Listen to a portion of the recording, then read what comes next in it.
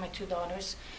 But the illegal that murdered my son will be coming out of prison in November of 2020. Now, CDCR, California Department of Correction, not always turns over inmates who have an ICE hold over to ICE, and that's another big, huge issue in this country. He may be walking the streets and he may be murdering your brother, your sister, your mother, your father, your own children, God forbid. But that's a secondary issue. But this is a huge thing in the United States. There are so many American citizens being murdered by illegal aliens, and they have nothing to lose because they just go back to Mexico or to Guatemala or El Salvador or whatever other country they came from.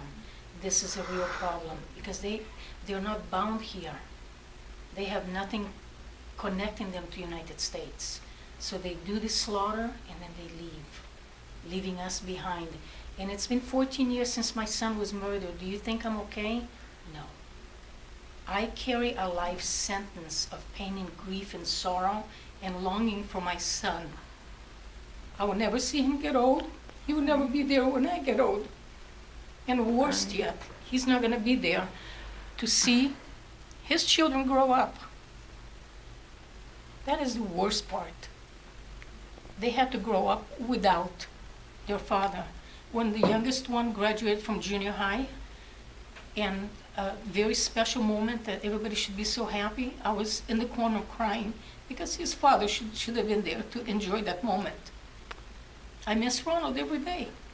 I miss him every day. Probably everybody has forgotten him, but my heart will never forget him. And there is unfortunately too many loved ones like him that were killed by illegal aliens. We need to toughen up our laws too.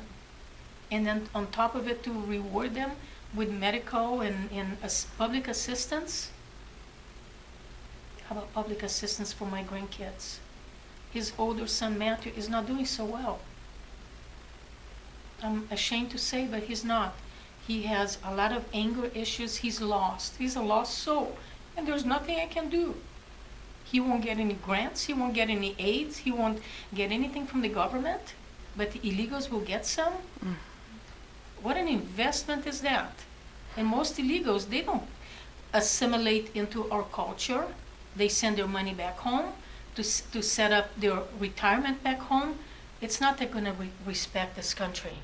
You know, the biggest eye-opening to me was when my parents became U.S. citizens. It was at the convention center in downtown LA. And my father became citizen one day, and the next day it was my mother. And the crowd, the families had to stay behind the line. And I'm sitting there, and when the judge said, "Would you please stand so you can do the swearing-in ceremony?" And I'm just standing so proud and honoring this country, and these Hispanic families in the back sitting down.